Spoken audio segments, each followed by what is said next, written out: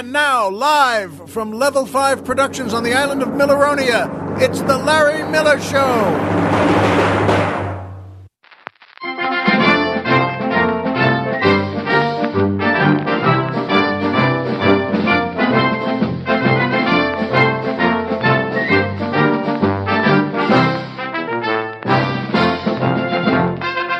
Good evening, Mr. and Mrs. America, and everyone who really wants a big music box for Christmas. Hi, folks, and welcome back to the Larry Miller Show. I'm Larry Miller, but in a way, aren't we all? And boy, is it a good time leading up to, you're coming into December, and then you're halfway through December, and you're leading up to, the holidays that match, Hanukkah and Christmas. Although, frankly, they don't really match. It's just that they're about the same time. But anyway, folks, it's just gorgeous here. I'm on Milleronia, and of course, so is Colonel Jeff. And he had a great flight in on his James Bond Goldfinger plane that he was promoted to and deserved. And he had that great Taiwanese flight attendant, and she makes him terrific martinis. And has a brand new suit all ready for him. He can go in the bathroom there, which is a big bathroom, not a plain bathroom.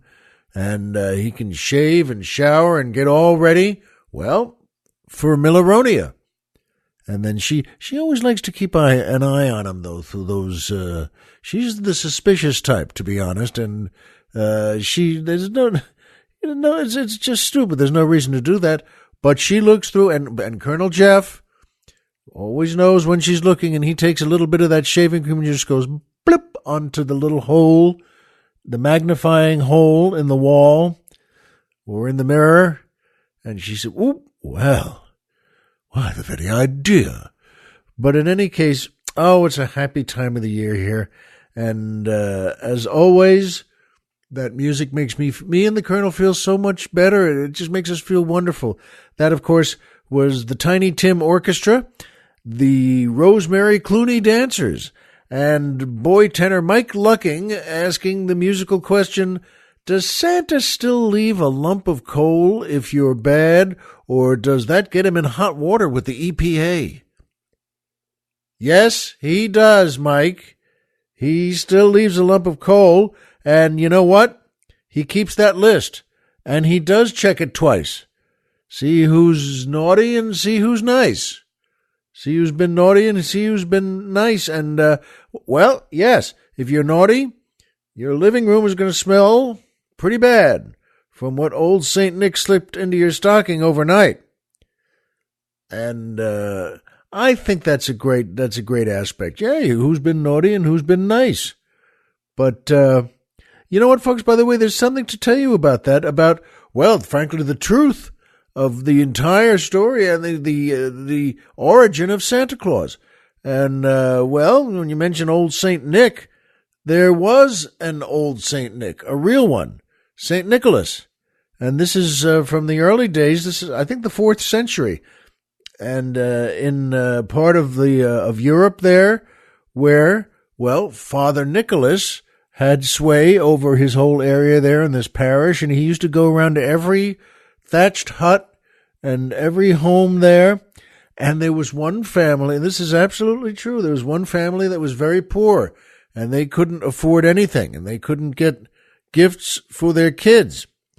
And, old St. Nick, long before he became St. Nick, but Father Nicholas went into their house every Christmas Eve, and he would come in, sneak in, and slip tiny chunks of gold, solid gold, 3 in each stocking on, nailed up to above the fireplace there. There were 3 kids, and he would put 3 little pieces of gold in each stocking. And that, I think that's just great. I think that's a great thing to do. And I think that Father Nicholas, who became St. Nicholas, who became old St. Nick, was first of all, he was the start of the whole life and story of Santa Claus. going into every home on Christmas Eve, and he could do it, and leaving really nice things. And by the way, to underline the reality of what St. Nick did, those 3 bits of gold that he put in their stockings every Christmas Eve held on in society, and it came down to our society because, as you probably know, there are 3 gold balls hung over the front of every pawn shop and have always been. It's sort of like a Bible in the dresser drawer of every hotel room. But maybe not like that at all, but it's the truth that St. Nick and his 3 bits of gold in each stocking for the 3 kids went down to still be here today as 3 balls of gold over the front of every pawn shop in America. So, does Santa still leave a lump of coal if you're bad? Yes, he does, Mike. And, but it's based on, if you can imagine that, it's based on the good work the original Santa did, who was old St. Nick. And, well, I think that's a pretty neat thing to think about, even here on Milleronia. And that brings me to my favorite part of the show, the joke of the week. This is a good one, and it has to do with the holiday. 3 young fellas are at their office Christmas party in the heart of a big city, and they had a great time. They had fun, maybe too much fun, frankly, and they walked out of that party, well, about 11 o'clock at night, and they were swaggering and holding on to each other and laughing and singing songs. And don't you know, they walked right out in the middle of the street and were hit by a truck. The 3 of them were knocked literally into kingdom come. And they, folks, the 3 of them walked up to the big gate, and on the other side of the gate was St. Peter, and St. Peter said to them, well, you know what? You're good guys, and you led good lives, but it got a little stupid at the end there, so you know what? I'm going to ask to see something about Christmas before I let you in. So something you have on you right now. Let's see it. And then maybe I'll let you in. And the first guy just, reaches into his suit jacket pocket and brings out mistletoe. He brings out a sprig of mistletoe. And St. Peter smiles and says, you know what? That's pretty good to have. Come on, you can come in. Come on, he opens the gate and that guy goes in. And the second guy reaches into his suit pocket and pulls out holly, another sprig of holly. And the same thing, St. Peter smiles and says, good one. That's very good for the holiday. So you come on in, you can come in too. And then the third guy is still outside there, and the third guy reaches into his suit pocket and brings out a pair of women's underwear. And St. Peter says to him, whoa, wait a minute. What's that? And the guy says, they're Carol's.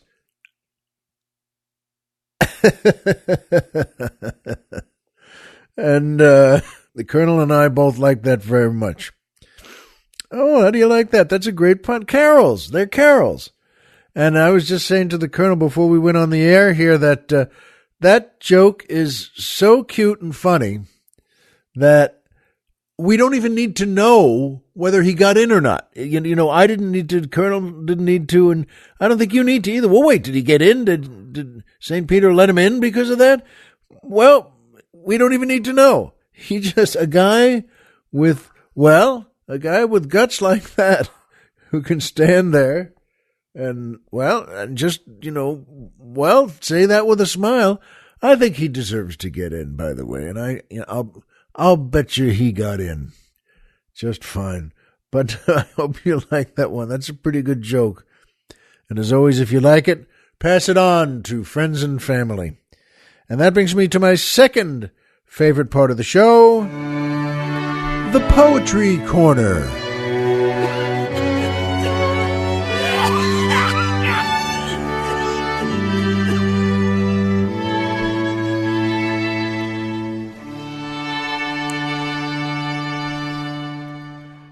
that's so sweet and pretty. And maybe that guy coughing, by the way, maybe he needs to take Carol's panties out of his pocket, and then he won't cough so much.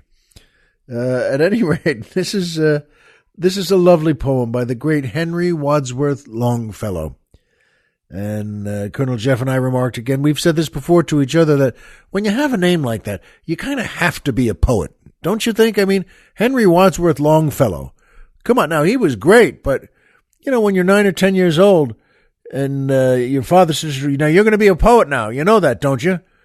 You're going to be a poet. And if Longfellow said to his dad, well, to be honest, I thought maybe a blacksmith or something like that, or, carve some things in glass. I don't know. And no, that didn't work, because the father could say to him, what about your name?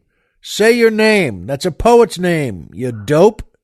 In any case, this is a great one, though, by Henry Wordsworth Longfellow. It's called I Heard the Bells on Christmas Day.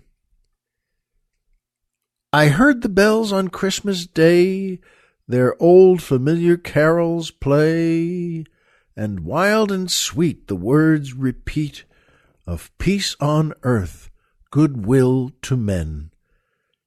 I thought how, as the day had come, the belfries of all Christendom had rolled along the unbroken song of peace on earth, goodwill to men. And in despair I bowed my head.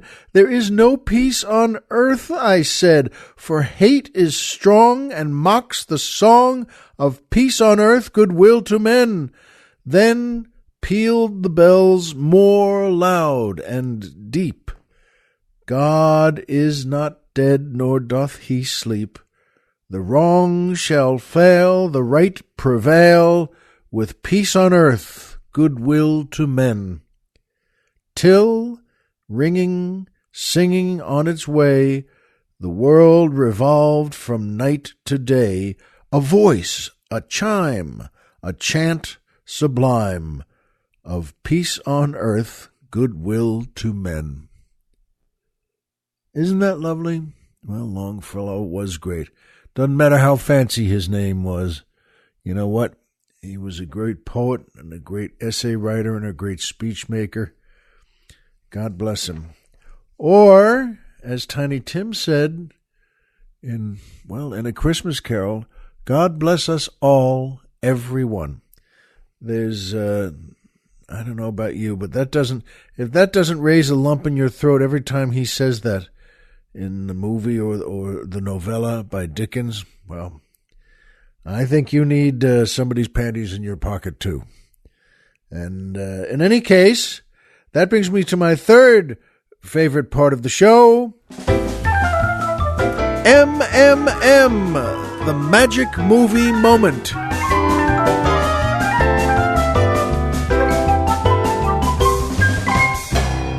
Wow. Well, this is a great movie that I saw twice over the weekend. Just a few days ago. It's White Christmas from 1954, directed by the great Michael Curtiz, starring Bing Crosby, Danny Kaye, Rosemary Clooney, Vera Ellen. And one of the reasons, well, they're all so great. And it's a wonderful movie, folks. And I tell you, please, if you haven't seen this, go see it. I mean, find it somewhere. And good Lord, White Christmas, if this doesn't just leave you smiling with a tear in your eye, I can't help you. So in any case, and that's why I mentioned Rosemary Clooney there. Well, first of all, she's George Clooney's aunt, and she's passed on since. But since I was a kid, I was completely in love with her. She's just beautiful and so talented, a great singer, great dancer. That's why she was in charge of the Rosemary Clooney dancers. But boy, oh boy, what a movie! And there are so many magic movie moments in it, and this one I can't avoid. Danny Kaye and Vera Ellen are trying to get Bing and Rosemary together in that Vermont ski house there. that their old general from World War II owns. And they decide that, let's just get Rosemary into the to the dining area there, to where the bar is. There's nobody there at that point. The place is empty anyway, and so maybe, and because they know Bing Crosby is sitting there and he's doing a little work, and late at night and sitting by the fireplace, and she walks in, and Rosemary Clooney walks in, and they have great. It's a great script. They have a great dialogue between them. Oh, you look a little low. What's wrong?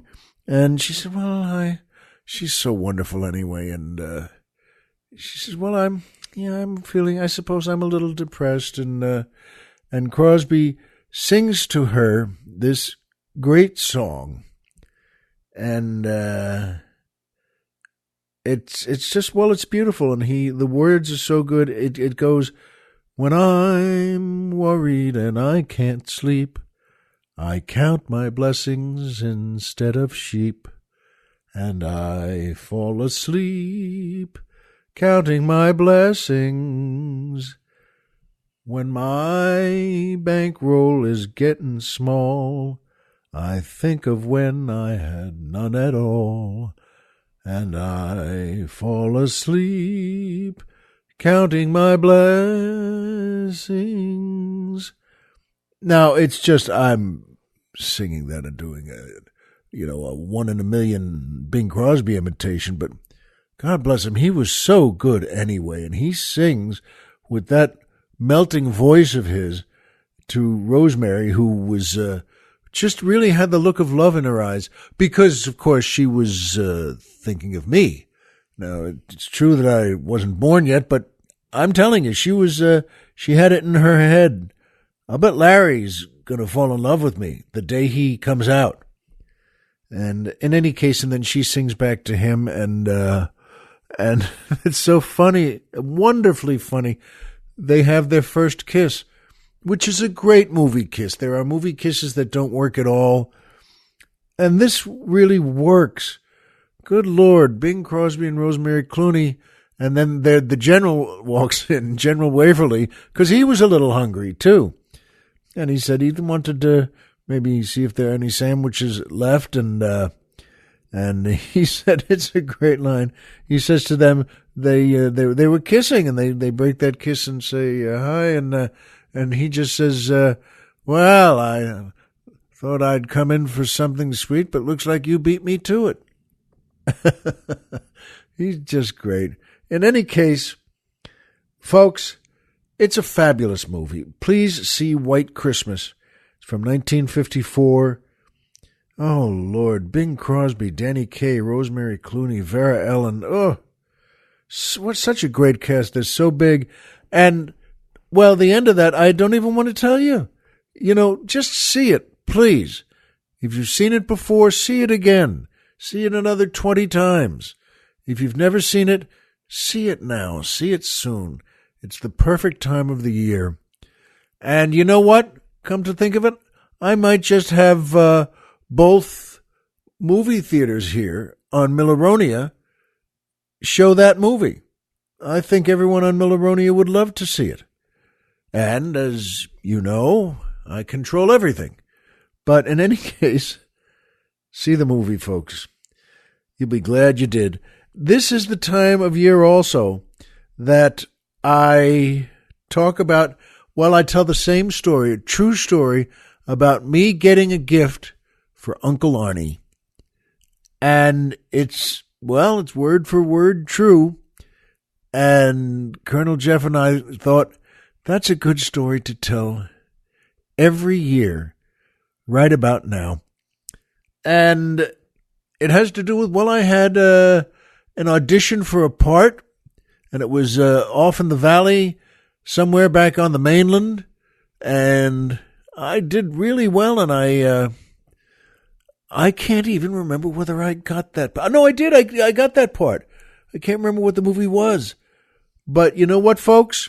On the way back home, back to the part of the valley where I live, I passed a mall that was a new mall. It had only been open about a month, and I hadn't been there, and it was a big mall, one of those with about 90 stores, and, with a great parking area and the kind of mall you wanted to be in. And how many times do you get to say that? And I still have no idea why, but I thought, you know what? This is a good time. It was about 2 p.m, and it was about this time of the year. And almost exactly. Maybe exactly. And I thought, I hadn't gotten any gifts for anyone, anything for Hanukkah or Christmas. And I knew, and I had a list I had made up of 17 gifts. That's what I needed to get. And I said, you know what? I think this would be a good time to stick my head in that mall and maybe do a little shopping. And I thought, well, how long is that going to take? Well, oh boy, 17 gifts. That's 17 stores, is it? Yeah, I can't. Oh, and I suddenly got a little depressed myself. Oh, come on. Why do we have to do this every year and spend a lot of his money on just, But you know what? I walked in that mall and I'm, strolling around and there was really no one there. Well, it was 2:00 in the afternoon on a Tuesday afternoon and it was right now this time of year and it was a brand new mall, but I walked and walked and walked and I couldn't, there was really nothing. There was a Ralph's that they had in there, a big supermarket, and a jewelry store. Not in Ralph's, but I mean that would be crazy. But you know what? I walked and into the back, a store had opened that sold music boxes, and they were open, and there was no store next to them on one side and no store next to them on the other side because, well, the owners of the mall hadn't sold those spaces yet. And in that music box store, I walked in, I said, music boxes? Wow, who the heck gets music boxes? And there was a fella in there from India, and he had a big smile. He was as happy as he could be. He brought his family from India here, and they were all with him, and they were in the back. I didn't know that yet, but he was as happy as he could be. That was his store, and he was going to sell music boxes, and he made them. And it was beautiful work, and he saw me, and he smiled at me, and I smiled at him, and he said, "Thank you for coming in. Yes, this is my store. We are now open." And I said, "Well, good for you. God bless you. And just, I hope you sell 1 million music boxes in the first couple of months." And he laughed and said, "Yes, me too." And so you know what? He said to me, "Well, what do you need? What can I get you here? Because these are beautiful gifts, for everyone." And I looked around. The whole place was music boxes, by the way. There wasn't a single other thing. There wasn't a candy cane by the cash register. There was nothing.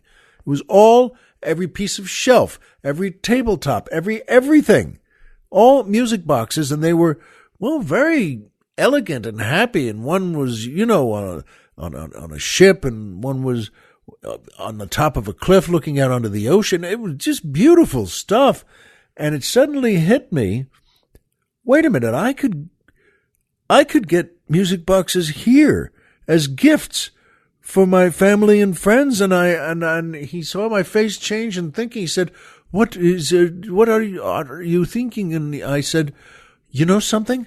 I've always wanted to go clean. I always wanted to, that was the expression my friends and I would use, just go clean, just where you're through the list, whatever the list is, you go clean and you don't have to worry about it or think about it.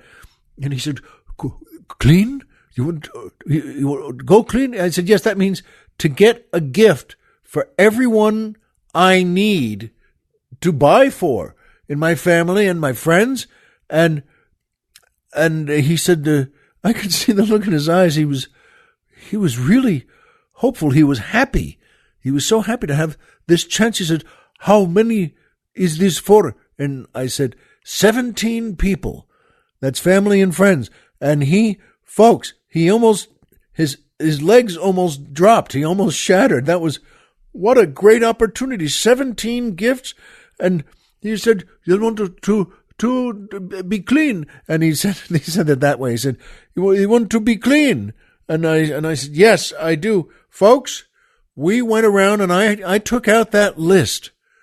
And we went around, and this is boys as well as girls, and we went around that store, and I did it with his help, and there was no one in there, and it was a new store in a new mall, and he, started taking me around, and I said, well, wait a minute, can you mail them? Can I mail them from here too? He almost collapsed. He was so happy. Yes, I can do all of it. And that's when he brought his family out. They were in the back. And he brought his kids out. There were 4 or 5 kids and his wife and his wife's mother. And they all lived together in India, and they all live together here now in the valley in Southern California.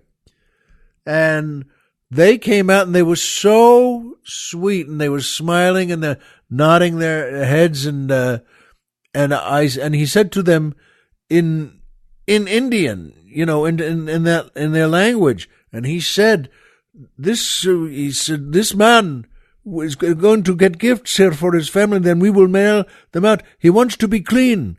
And he kept changing the word. He couldn't quite go clean. But folks, we went around, and we got one. We took it back to the counter there. And I had everything. I had the addresses. I had everything. And there's one family, I still loved them, the Hamiltons. And they had, at that time, 3 daughters. And then they had a 4th daughter. Oh, these girls, so nice. The parents, Pete and Marcia, God bless them. And those girls, by the way, one is prettier than the other. They're like models, and they're great athletes, and they're smart and funny. And I remember saying to Pete once, one of my best friends from school, I said, wow, so for your daughters, you're looking at a run of about 20 years of dates. I mean, that bell is going to ring, and that's going to be a young man standing there that you want to just punch right in the eye. And but what he told me, and he's a good man, and he told me, he said, you know what?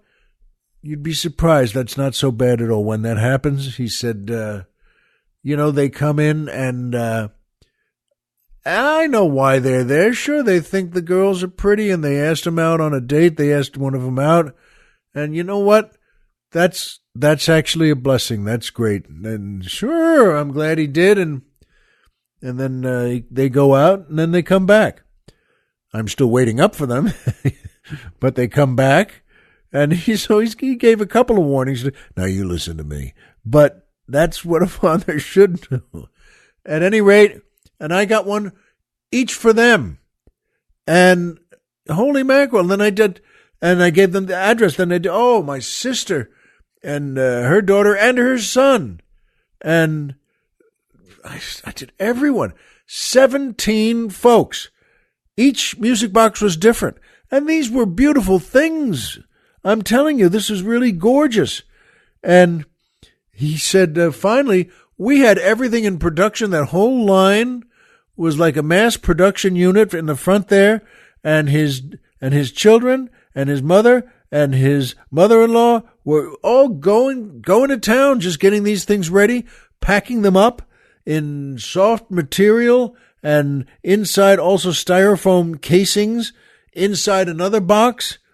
And they wrapped it up, put every address on, and I was thrilled. He was thrilled.